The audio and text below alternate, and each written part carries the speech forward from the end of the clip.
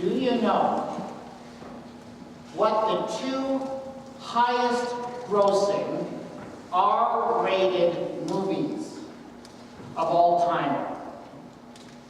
Number one, highest grossing R-rated movie of all time is a movie by director Mel Gibson called The Passion of the Christ, which has earned $370 million.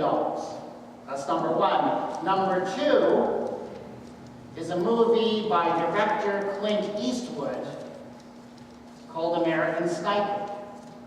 Now, American Sniper is still in the theaters, but today it has earned $322 million, and it will perhaps overtake The Passion of the Christ.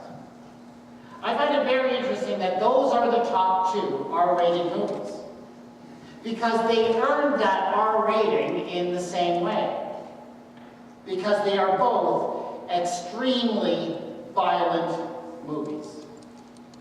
Extremely violent.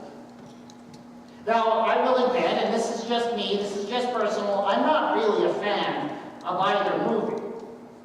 But that's not what's important here.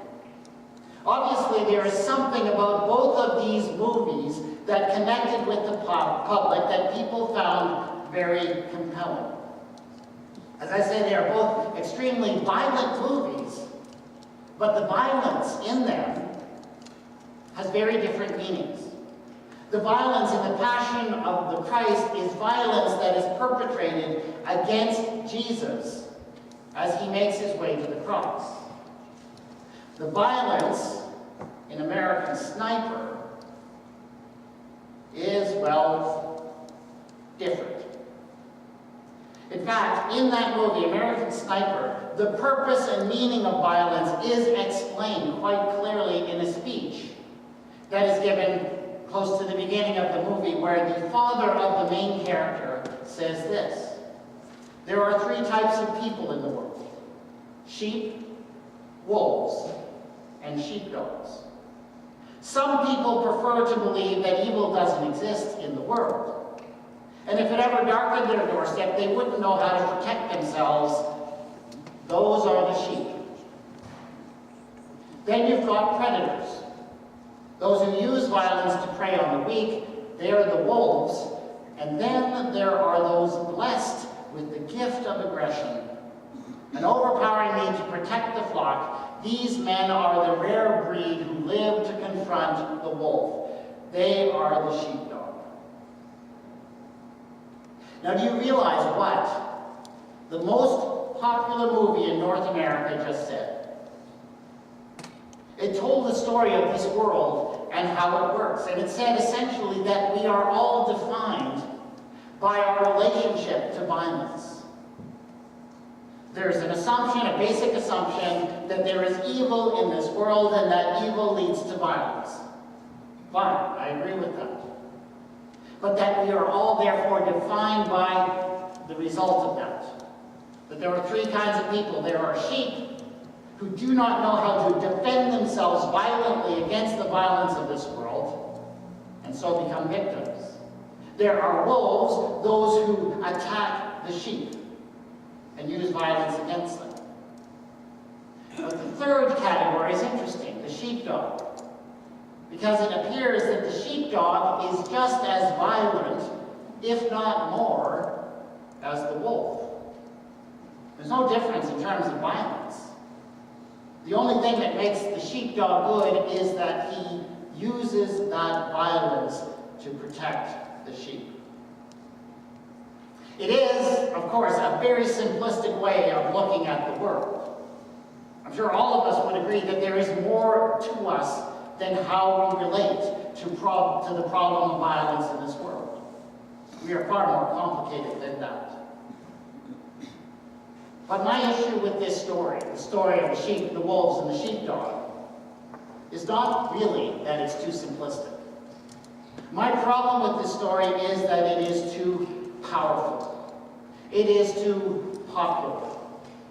And in fact, I would say that the story of the sheep and the wolf and the sheepdog is the story of our society. The story of confronting evil with violence is the story we tell over and over and over again in our books, in our movies, in our basic assumptions about this world. I mean, how many times have you gone to see a movie and it basically told this story? The story of a good person who was weak, who didn't know how to defend himself or herself. And that person, therefore, was a sheep, who was attacked by a wolf, an evil one, who seeks to destroy the sheep. And then, as the story unfolds, what happens? The hero comes into the story. And the hero comes into the story with violence to confront the wolf and to defeat him or her with some powerful weapon, or sometimes even with just raw aggression. It is a basic story, and it is played out again and again in all of our movies, it seems, from James Bond to Star Trek. The only way to confront evil and violence is with violence. The only, as the NRA likes to say in the United States, the only thing that can stop a bad guy with a gun is a good guy with a gun.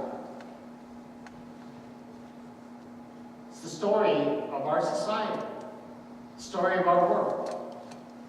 It is also, I suggest to you, a lie. It is a lie. Now I know it's true that you can cite cases of how people have used violence to confront violence and evil and have succeeded. I mean, you can certainly make the argument that the only way to stop the evil that was in Nazi Germany was by violent military effort. I won't argue with you there. It can work sometimes, but what I'm saying is that violence is not the only way to oppose violence, nor is it the best way. What if there were another way? I am a Christian, and I believe that Jesus Christ came into this world to challenge evil, to challenge and confront violence. In fact, as Christians, we believe that Jesus is, in fact, the ultimate answer to the problem of evil and violence in this world. That's why Jesus came. But how did Jesus confront the evil of this world? By being a sheepdog? By taking violence and fighting against the evil of this world? No. In fact, Jesus did quite the opposite. Jesus became a victim of the evil and the violence of this world. And in so doing, we are told, he defeated the evil and the violence of this world. In effect, Jesus, in himself, is an alternate story. An alternate story to the story of the sheep and the wolf and the sheepdog. There is another way, Jesus is saying. One day, we're told, Jesus turned to his disciples and he said to them, "If any want to become my followers, let them deny themselves, take up their cross, and follow me." And I've always wondered, how did the disciples standing around Jesus at that moment, how did they understand what he was saying? Because, of course, we understand that in a certain way. Because we know how the story ends. We know that at the end, because of everything he does and says, Jesus will end up dying on a cross. And so for us, we often hear that saying as a foreshadowing of how the story is going to go. But you need to understand that when Jesus said that, the disciples didn't know how the story was going to end. Yes, Jesus had told them that he was going to die. They seem to have struggled to believe it, but he told them. But he had not said how he was going to die. He had brought up the whole question of crucifixion. So they didn't hear it as a foreshadowing of Jesus' death. They heard it instead as a challenge. What did a cross mean in that world at that time?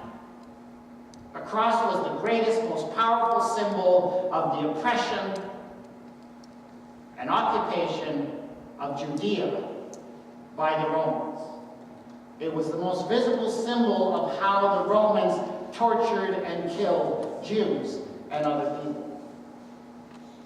So what Jesus was saying when he said take up your cross was he was inviting people to become victims of specifically Roman violence. He was inviting them to stand up against violence and evil, but by becoming victims. He was not inviting them to become sheep, or what the movie American Sniper would call sheep. He was inviting them to be something else. And in fact, he laid out his program in other places. So we're told that one day Jesus said to his followers, if anyone strikes you on the right cheek, turn the other also. If anyone wants to sue you and take your coat, give your cloak as well. And if anyone forces you to go 1 mile, go also the second. Here's what you need to understand. When Jesus said that, when he spoke about these things, he wasn't talking in theories. He wasn't talking about hypothetical situations. He was talking about real life. He was talking about things that people in that world experience every day. For example, when he said that, when he said, if anyone strikes you on the right cheek, there were people in the crowd, probably a lot of them, who knew exactly what it meant and exactly what it felt like to be struck on the right cheek. You notice that? How Jesus specifies that they're being struck on the right cheek? You may just sort of skip over that. Oh, that's not important, but that's actually the key. And I kind of actually have to just demonstrate this one to you so you understand. I need a volunteer. Don't all jump up at once. No, would you strike me on my right cheek? My right cheek. See, he got it. See what he did? You see what he did? First he was going like this. He was going to hit me on my left cheek. Thought. It goes like this, right? How do you strike someone on the right cheek? Backhanded blow with your right hand.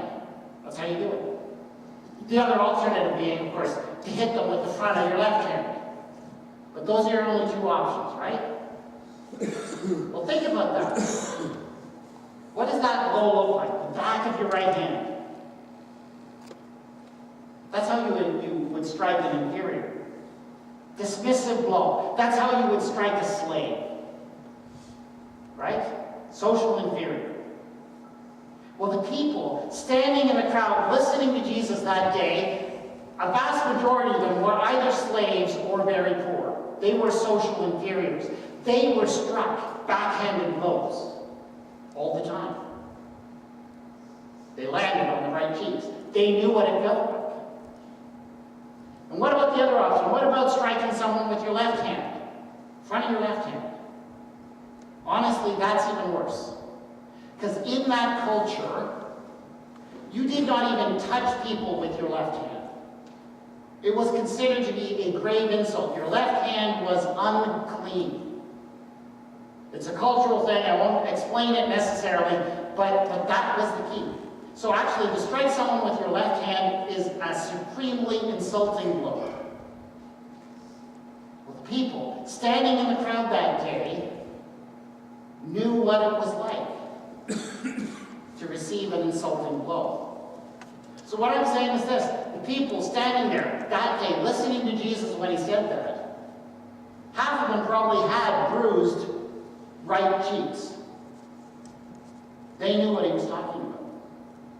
They also, by the way, knew what it meant to have someone sue you and take away your clothes. Those kinds of things happened. They knew what it was to be forced by a Roman authority to carry a burden for a mile. Those things happened.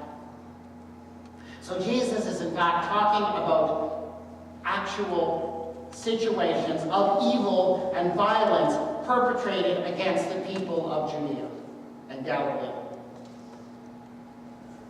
So he was talking about confronting violence. He was talking about challenging injustice. But how? Like a sheepdog? Fighting back? with violence. No, that's not what he's saying. He's saying, be the victim, yes. Accept the violence. But, there's a big but here. So if somebody wants to strike you, fine. Tell them they can strike you. But tell them to strike you instead on the left cheek. Strike you with the front of their right hand. Strike you as an equal. Strike you as a person, not as a slave. That's what Jesus was saying. And yes, if somebody wants to sue you and take away your clothes, take away your robe, which happened, Jesus said, okay, give them your robe. Give them your tunic as well. Which, of course, since they only wore 2 pieces of clothing, left you standing naked in front of your persecutor in the public square. And in that culture, that was far more embarrassing to them than it was for you. Jesus is doing something really quite radical here, challenging the evil and the violence without other violence, and yet still challenging them. And as for when they were forced to carry burdens for a mile, we'll get back to that in a minute. That's the kind of advice that Jesus is doing. What he's doing basically is he's giving an alternate story. An alternate to the story of the sheep and the wolves and the sheepdog. He's saying there's another way to challenge the violence and evil of this world. And when he invited his followers to take up their cross and follow him, he was inviting them to enter into that program. I don't know how many Christians have really understood that down through the years.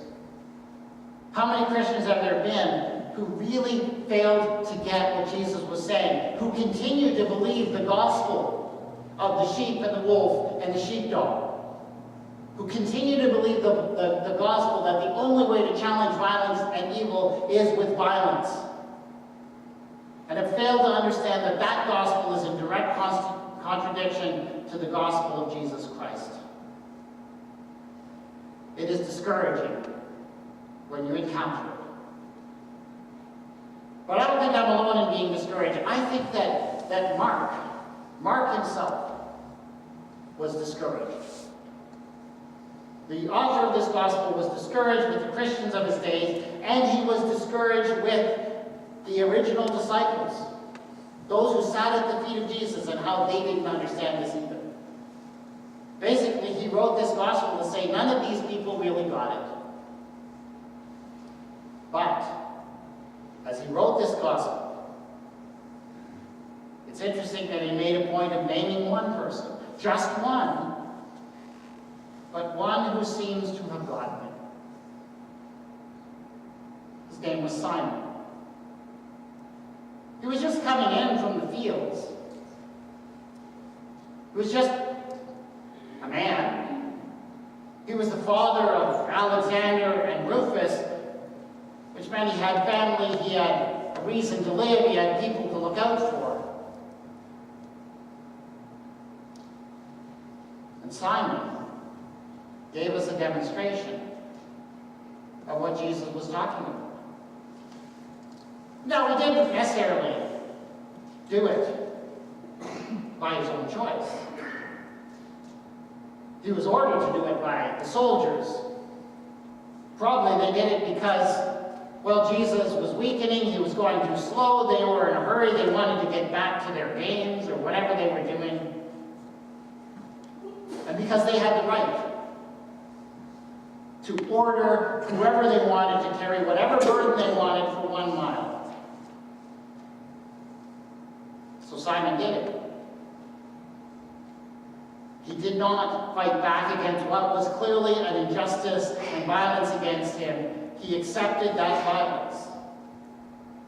And I actually kind of like to think that maybe Simon had heard some of the teachings of Jesus. And that maybe he didn't just carry that cross for 1 mile. Maybe he went the second also. We don't know. But whether he walked for 1 mile or 2, when they got there, when they got to Golgotha, when they got to the hill of Calvary, Jesus would take on the evil and the violence of this world, would confront it face on, and would defeat it, and rob it of its power once and for all. He would defeat evil and violence, but not the way that a sheepdog does. Not that way at all. Let's take a few moments in silent reflection.